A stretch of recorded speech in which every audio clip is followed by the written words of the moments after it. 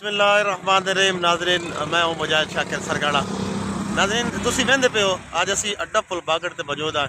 इत्थे लोग जड़ा नहर दे पुल ते बहुत बड़ी तादाद मच्छी फदेंदे पैन ते इत्थे पानी दी सूरत हाल वेख रहे हो।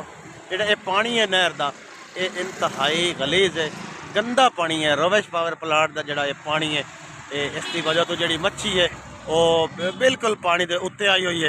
तो लोग जड़ा धड़ाधड़ मछली पकड़ रहे हैं।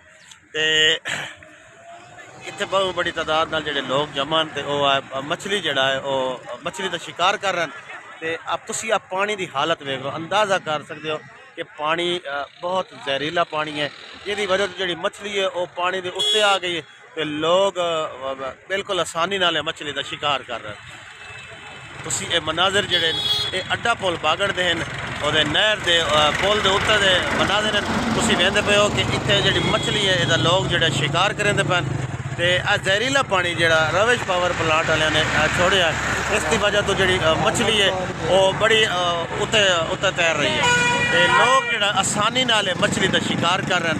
तो अपना जोड़ा रिस्क है वो तलाश जोड़ा मुसलसल मेहनत कर रहे हैं। तो बहुत बड़ी तादाद नाल ना मछली पकड़ी भी है इतों।